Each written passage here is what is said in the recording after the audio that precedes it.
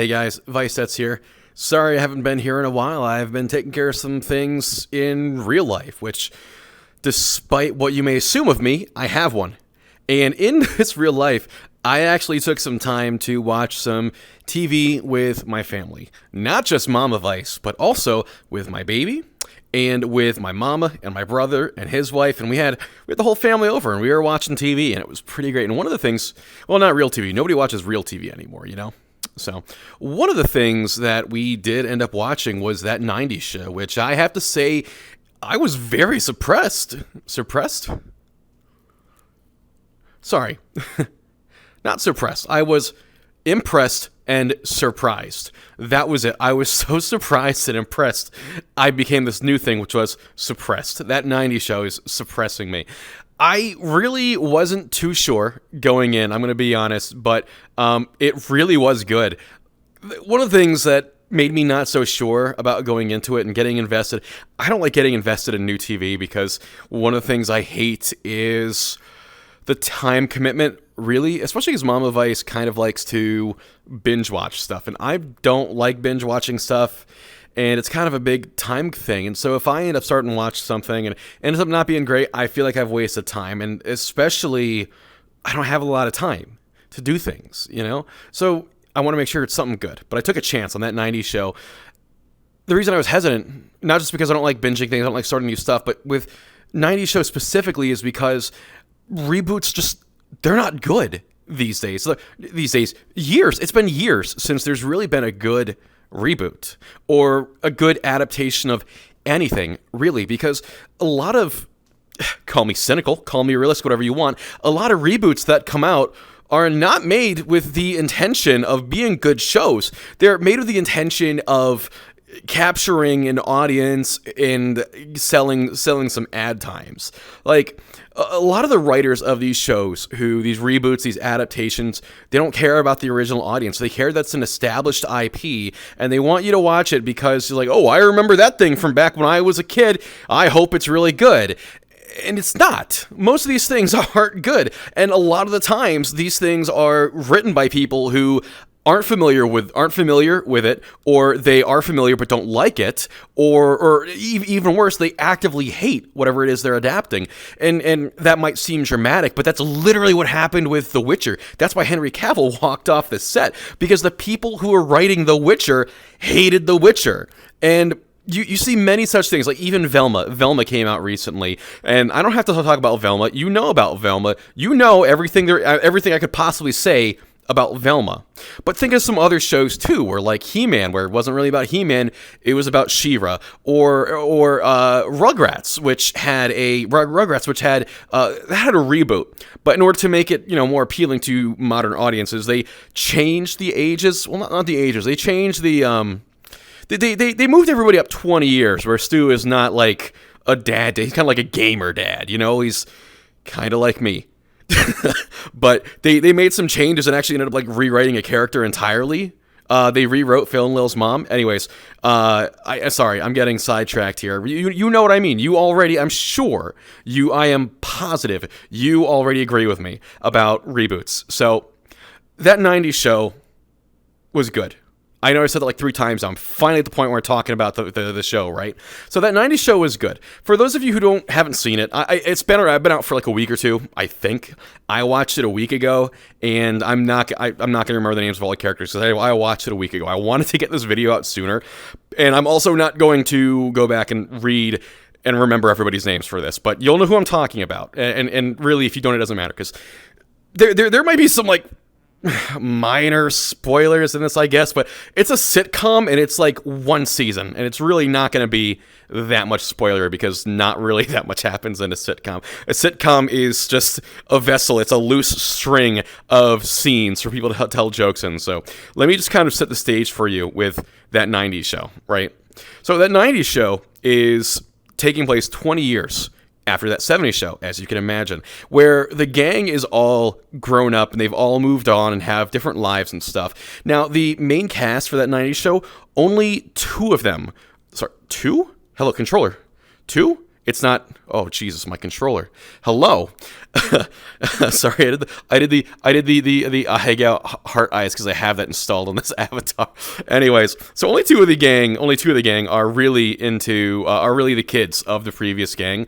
The main character, I guess the main character, Leia, who is the child of Eric and Donna, and then there's Jay, the child of Kelso and Jackie. I don't know why I had a hard time with that. The other kids are kids who are like in the neighborhood, or like they're all kids in the neighborhood, right? So these kids, Leia is here because she just goes to visit, and she goes to visit her grandparents, Red and Kitty, who are absolutely fantastic, which I'll get to more of that later. But she's visiting for the weekend, and she wants to. She meets some of the neighborhood kids, and she has a good time, and she's like, Mom, Dad, Eric and Donna, I don't have any friends back where I live, and I met these kids, and these guys are awesome, and I really want to be friends with them. Can I stay for the summer? So Eric says no. Red says no. Kitty and Donna say yes. So Leia gets to stay for the summer, and the whole summer is just about, shenanigans. Leia tries to fit in because she's kind of tomboyish in that she likes basketball, so she's kind of tomboyish like Donna, but she's also a mega nerd, and she's really smart like Eric. And then the other kids are, like I said, Jay is the son of Jackie and Kelso. Then Jay's best friend, I don't know his name. I want to call him Chunk, but I know it's not Chunk. I know it's not Chunk, but that's what I want to call him. He's not even like really fat. He's like muscle fat. You know what I mean? He's a football player. He's like the muscle fat football player. I can't remember his name. And he's got a half sister that he lives with who ends up being Leia's best friend. And they live in the house next door, which is the former Pinciotti house. Then there's also two other kids. I can do it. There we go. Two other kids. One is the girlfriend of the football player friend who I won't call Chunk. God, I don't know. I don't know what to call him. I wish I came up with another wrong name for him. And then the girlfriend, I don't know her name. And then there's the gay kid. Don't know his name. I want to say that it looks really bad that I can't remember the names of any of the minorities. And I'm aware of that. And that's something that I want to work on.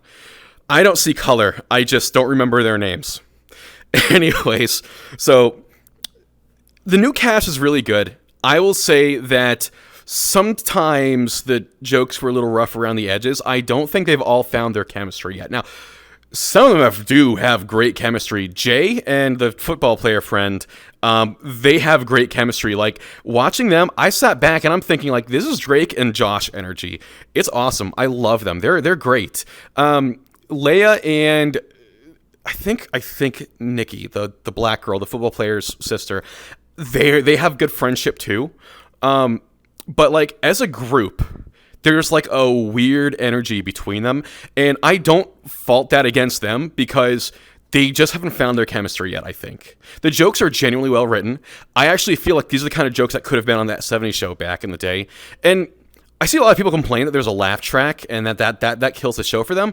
But like, there was a laugh track in that 70s show too. Like, you don't remember that? I remember that. I remember the laugh track. There are clips out there. You remember that thing that these people used to do with Big Bang Theory, where they just edit out the laugh tracks and it's just awkward, uncomfortable silence. You can do that with that 70s show any season, straight up. The jokes will still be good, but they had a laugh track and it did make things weird too. But anyways, I think the kids just need another season because I do think they're all great.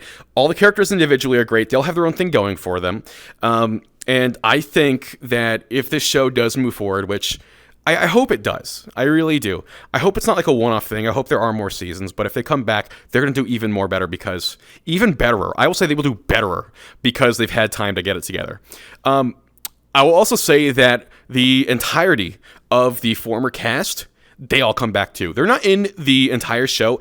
Kitty and Red are. They are in every episode, and that's great because they are still Kitty and Red. They are fantastic. I can't stress how good they are at doing it. Think about a lot of shows that take 10 years off and then they come back. Think Arrested Development is actually like the worst offender, where you take 10 years off of a show and everyone comes back and everyone forgot how to play their characters. Like, they're reading the script, they have a different energy. And that might just be because everyone's 10 years older, but that's Arrested Development. That's a bunch of other shows, not that 70s show. Kitty and Red, they still got it. They're still funny as hell. I will say Red does seem a little softer, but Red's also older. Red's 20 years older. You're gonna get some people get a little softer after 20 years. I think Red is no exception, and he's definitely gonna be softer because he's a good grandpa. He loves his granddaughter, and he loves her friends, whether or not he'll admit it. But Kitty's the same as she ever was, and I really enjoy that. I like Eric and Donna. They're still doing great. And then Kelso and Jackie show up. This is all first episode, so I'm really not going to ruin too much for you. Kelso and Jackie.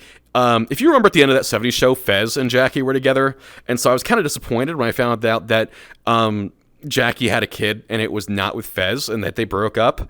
But really, when they come on and they explain that Jackie just cheated on Fez with Kelso, like, oh, that's the kind of thing that actually always happens because Jackie kind of sucks. Jackie sucks straight up. And then she got back with Kelso, and then they married and divorced twice. That's in character. That makes a lot of sense to me. I was hoping for a happy ending for Fez, but Fez is still around, and he's actually kind of like a local celebrity now, and he's doing great. He's in hair care. He's got his hairdresser. He's awesome. They're all awesome. Oddly enough, Hyde did not make a reappearance, and I don't know if you guys know what happened, but I don't think he's coming back. Some of my friends think that the black girl, because she's mixed race. Some people think that Hyde might be her dad in the show, and maybe they'll mention Hyde the character, but not actually have Danny Masterson come back. And I think that'd be fine. You don't want to recast him. You don't want to recast him in a reboot. And you definitely don't want him back because, he did those things. So I think at least acknowledging him would be cool, but I don't know, because Hyde is half black, which would make her quarter black, but I don't see race. I just don't remember their names. So anyways, the show is really good. I really recommend you guys watching it. Okay. Actually, I need to give some criticisms. There are 2 criticisms I have. 2. Again, with the heart eyes. 2. Fuck. I can't escape it. Minor criticism. Very, very minor criticisms. Aside from what I said earlier about how the cast just needs a little more time to develop their chemistry, one thing I didn't like the gay character. I thought he was really kind of a stereotype, and I think that's kind of a Hollywood problem. I don't think Hollywood knows how to write gay people that are just like normal people that are also gay. But like, he had a thing where he came out of the closet, and I think and nobody. It's the 90s, which was not that great of a time to be gay. I mean, depending on where you live, now's not a great time to be gay either, but even more so just in general, everywhere in the 90s. And I guess when you write to a modern audience, there's not much you can do because you don't really want... Modern sensibilities really can't have you being terrible to a gay person. And I'm not saying that because I think everyone should be. I just think that, if they were to try and get more with the times, they probably could have tried to have someone have a bad reaction to it, and then coming around to see that, yeah, gay people are people too. Unfortunately, I don't see this guy as anything other than gay. I feel like being a sassy gay is his entire personality. And I think that gay characters could be written better, especially if you're going to write to a more modern audience. They should be a little more two-dimensional. You know what I mean? 3-dimensional? Less one-dimensional. I'll say less one-dimensional. How about that? We'll settle at that one. The other problem that I had one more problem. Yes, the other problem I had was that the directing, I think. I don't know if it was the acting or the directing. There were some parts of the show that kind of felt like a Nickelodeon show. It kind of felt it had that Dan Thrower in the Van Schneider energy to it, with the way that with the way that some of the jokes landed, and the laugh track being much louder than needed to be. And then there's certain scenarios where you're supposed to like. Okay. The club scene. The club scene was the biggest offender when it came to the Dan Schneider kind of feel to it, where everything was so loud, and you're supposed to get the idea that it's supposed to be like a really big club, and it's supposed to be packed, but there are like 10 people on set, and I don't know. It's just, I really can't explain an energy. I think if you saw it, you'd probably know where I'm coming from, and maybe I don't know if that was direction or I don't know if that was acting. But that's kind of like a vibe I have for the whole show, and that sometimes it does feel like a Nickelodeon show, which isn't bad.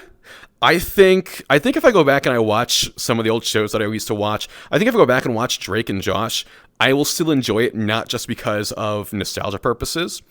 And I think I could say the same thing about this. I think maybe if I was a teenager, I probably wouldn't have any problems with the show whatsoever.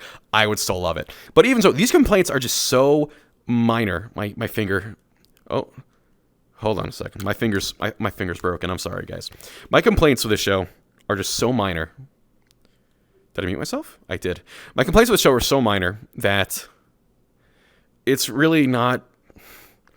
They're worth saying just to have they're worth saying just to have I can have a complete review, right? So, anyways, that's it. I loved that 90s show. I think if you guys like that 70s show, it has the same vibe. It has the same energy. It feels like season 1 of that 70s show. And if that was one of your favorite shows, like, I know a bunch of people who that was one of their favorite shows back in the day. If you like that 70s show, I really think you're going to love this. They do it with justice. They love.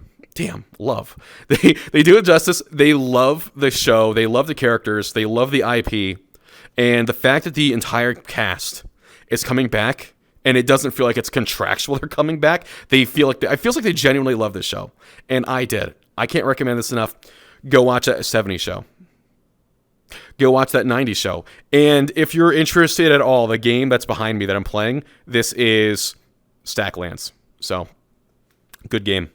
Check it out. Okay, I'll catch you guys next time. If you guys like this review, if you want more reviews from me, if you want more non-gaming stuff, let me know. Say it in the comments. You have any problems with me? You disagree? You want to fight? You want to fuck? Leave it in the comments. All right. I'll catch you guys next time. Have a good one.